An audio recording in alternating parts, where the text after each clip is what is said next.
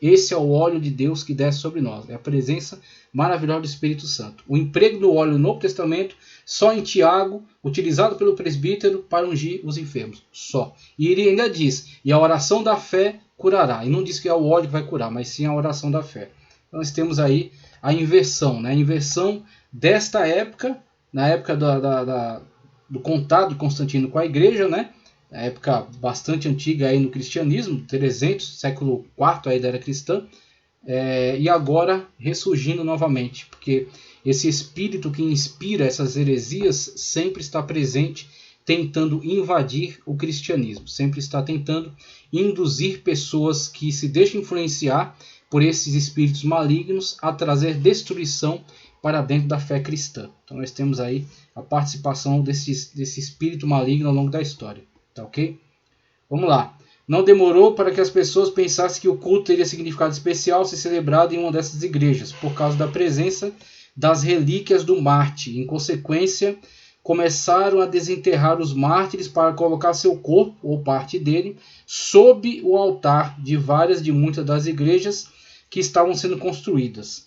Ao mesmo tempo, algumas pessoas começaram a dizer que tinham recebido revelações de mártires, até então desconhecidos ou quase esquecidos. Olha uma brecha aqui para você começar a colocar a necromancia, tá certo? Você começar a colocar o contato com os mortos, o que é algo condenado pela Sagrada Escritura, condenado pelo Antigo Testamento, pelas leis, ok? Mas começamos aí a colocar isso sob, né, o disfarce de ser uma comunicação com os mártires. E aí você começa a ver como isso vai adentrando, né, a igreja, vai contaminando e vai fazendo com que ela apostate, né, ela abandone a marca original da sua fé. Aí comece a adotar práticas cada vez mais estranhas, cada vez mais antibíblicas.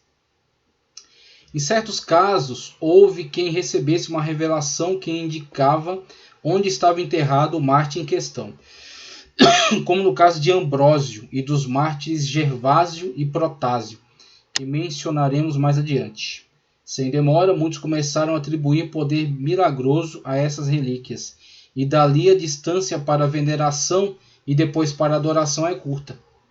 Algo semelhante aconteceu com a imperatriz Helena, que em 326 peregrinou para a Terra Santa, onde pensou ter descoberto a verdadeira cruz de Cristo, a Vera Cruz. Quando você vê lugares com esse nome, Vera Cruz, está relacionado a isso.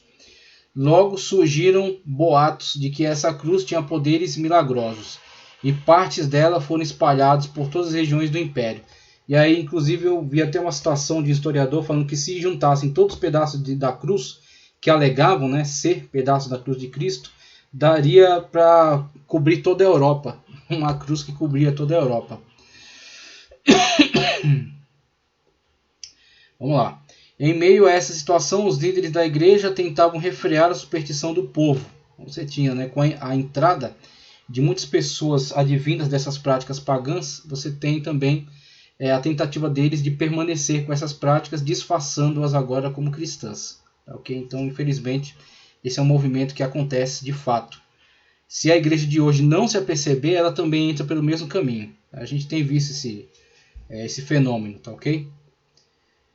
Vamos lá. Não podiam negar superstição do povo, mas naturalmente não podiam negar muitos dos milagres contados que eram possíveis, né? Que muitos milagres contados eram possíveis. Assim, por exemplo, houve pastores que tentaram explicar à sua congregação que não era necessário ir até a Terra Santa para ser cristão, ou que não devia haver exagero no respeito devido aos mártires e a Maria. Mas sua tarefa era muito difícil, pois cada vez mais convertidos pediam o batismo e havia cada vez menos tempo e oportunidade para dirigi-los a uma vida cristã. Então ele está partindo aqui de uma paganização da igreja a partir, né, de situações nas quais as lideranças honestas, dedicadas à fé genuína, começaram a ter problema, uma vez esse crescimento, né, esse crescimento numérico do povo, e o contato dele com o mundo pagão, que ainda estava presente, que não desapareceu simplesmente. Até as heresias que a igreja de fato perseguiu e tentou eliminar, elas permaneceram e depois ressurgiram. Então você tem essa situação e ele começa a nos descrever, né, esse contexto, descrever essa situação. As igrejas construídas no tempo de Constantino e dos seus sucessores contrastavam com a simplicidade da Dedura Europos. A igreja, né, que eu depois vou trazer uma imagem para vocês. A igreja da simplicidade, a igreja da fé pura, a igreja do cristianismo puro, né, o cristianismo bíblico, o cristianismo da fé, a pessoa bendita de Cristo. Começou a se distanciar cada vez mais disso. O próprio Constantino, como já dissemos, mandou construir em Constantinopla a igreja de Santa Irene, ou Eirene, né, de paz. O nome Eirene é paz em grego. Em honra à paz. Helena, sua mãe, construiu na Terra Santa a igreja da Natividade e a do Monte das Oliveiras. Ao mesmo tempo, ou por ordem do imperador, ou seguindo seu exemplo, foram construídas igrejas semelhantes nas principais cidades do império. Essa política continuou sob o governo dos sucessores de Constantino. Quase todos eles tentaram perpetuar sua memória construindo igrejas pomposas. Aí você vê as basílicas, né, que surgem aí nas diversas cidades, e a estruturação política que a igreja vai dar, tá certo? Para gerir, para administrar essas religiões. Eu vou mostrar um pouco disso também ainda nesse vídeo. Vamos lá. Apesar de quase todas essas igrejas construídas por Constantino e seus sucessores mais imediatos terem desaparecido, restam suficientes documentos por escrito e resíduos arqueológicos para formarmos uma ideia da planta comum desses templos. Como padrão estabelecido no século IV, perdurou por muito tempo. Outras igrejas posteriores que existiram até os dias de hoje ilustram o estilo arquitetônico da época. Algumas dessas igrejas tinham um altar no centro e eram construídas sob um alicerce poligonal, ou quase redondo. A forma típica das igrejas de então, porém, é a chamada basílica.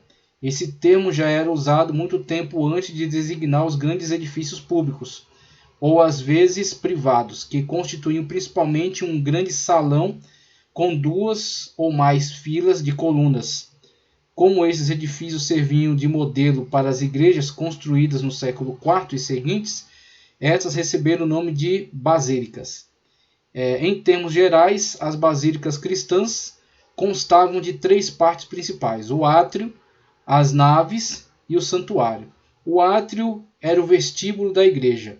Geralmente era uma área quadrangular rodeada de muros, às vezes com colunas. No centro do átrio havia uma fonte, onde os fiéis realizavam abluções.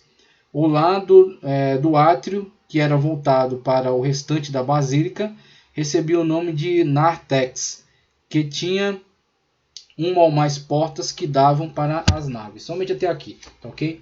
Então até aqui é o suficiente, quando ele começa a ilustrar como eram a partir de agora construídas essas igrejas, para atender também a necessidade desse engrandecimento, uma vez que o catolicismo, né, uma vez que o cristianismo aqui, e futuramente o catolicismo apostólico romano, tornam-se agora religiões oficiais.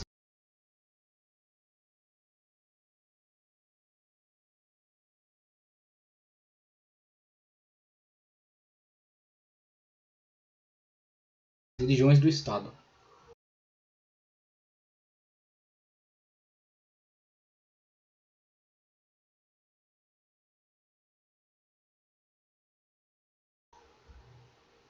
Religião ligada agora ao poder imperial, tá ok? Aí em tela, como você já tem observado, você tem as situações conforme descrita na nossa apostila. Surgimento da Igreja Imperial, bons resultados, fim da perseguição, ok, ótimo, excelente. O fim da perseguição, como nós vimos ali durante toda aquela época, aqueles imperadores que terrivelmente perseguiram nossos irmãos e irmãs, tá ok? E os fizeram aí ter que entregar o seu sangue nas arenas, sofrer terrivelmente, mas manterem-se fiéis à pessoa bendita de Jesus Cristo. Então, 313, Édito de Milão, quando Constantino e Licínio se encontraram, promulgaram um édito, tá ok? E tanto na parte de Constantino quanto na de Licínio vigorou então o edito de paz para que o cristianismo se desenvolvesse. Igrejas restauradas. Enquanto em Diocleciano você tem uma perseguição e uma destruição, com Constantino você vai ter agora uma restauração. Templos sendo devolvidos, templos sendo erguidos, basílicas agora sendo construídas. Tá, ok? Fim dos sacrifícios pagãos. Aí você tem, não é que não se realizou mais nenhum sacrifício pagão, não é isso. Você tem ainda a presença de governantes pagãos. Você tem Roma, você tem o Império Romano do Ocidente com a presença de muitos bárbaros. A Igreja Católica vai começar a crescer e cristianizar esses bárbaros, mas vai ser um processo histórico ainda. Então, principalmente na situação de Constantino, o Estado não tem mais essa prática. Essa prática não é uma prática estatal mais. Mas você tem ainda sacerdotes pagãos ligados, sim, à figura, tá certo, do imperador, no caso de Constantino, e depois com seus sucessores, isso vai ter um afastamento, não no caso de Juliano o Apóstolo, né, que vai tentar restaurar o paganismo como um culto, uma primazia do culto. Dedicação de templos pagãos ao culto cristão. O principal é o Panteão. Eu vou trazer imagem para você. Doações à igreja. E começa doações de terra, doações de dinheiro, favorecimento de lideranças. Quando as famílias que antes estavam dentro do paganismo observam esse engrandecimento, o que eles vão fazer?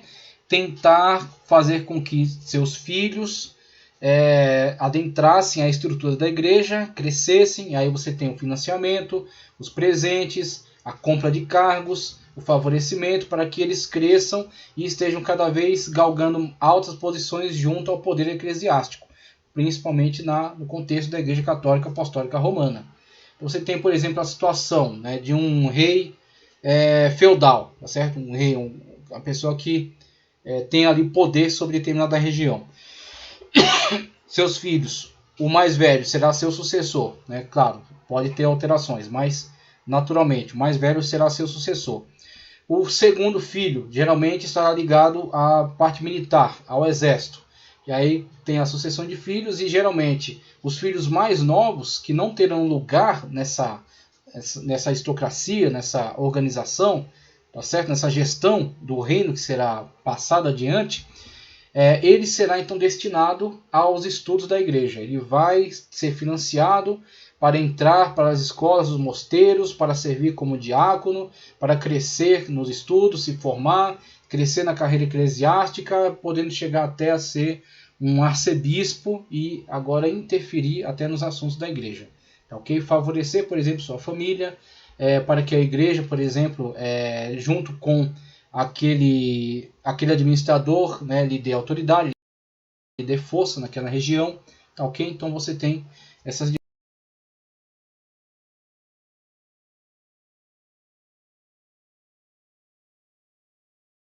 diversas situações aí nas quais as famílias ricas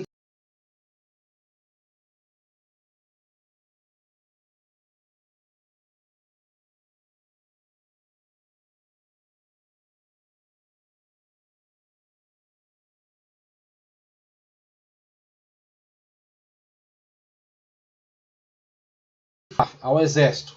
E aí tem a sucessão de filhos e geralmente os filhos mais novos, que não terão lugar nessa aristocracia, nessa organização, tá certo? Nessa gestão do reino que será passado adiante, ele será então destinado aos estudos da igreja. Ele vai ser financiado para entrar para as escolas dos mosteiros, para servir como diácono, para crescer nos estudos, se formar, crescer na carreira eclesiástica, podendo chegar até a ser um arcebispo e agora interferir até nos assuntos da igreja. Okay? Favorecer, por exemplo, sua família, para que a igreja, por exemplo, junto com aquele administrador, né, lhe dê autoridade, lhe dê força naquela região. Okay? Então você tem essas diversas situações aí nas quais as famílias ricas influenciarão para que seus membros familiares estejam presentes na estrutura da igreja. Tá, ok? Agora, claro, isso também não é privilégio da Igreja Católica, né? Em todas as igrejas a gente vê esse mesmo movimento, a gente vê essa mesma situação, porque isso é típico do homem, isso faz parte do homem, isso faz parte da igreja local. A igreja local tem esses problemas, porque ela é constituída de seres humanos. Somente a Igreja Universal dos Salvos não tem, porque o único líder dela é Cristo. e os integrantes da Igreja Universal dos Salvos estão espalhados dentre essas igrejas locais.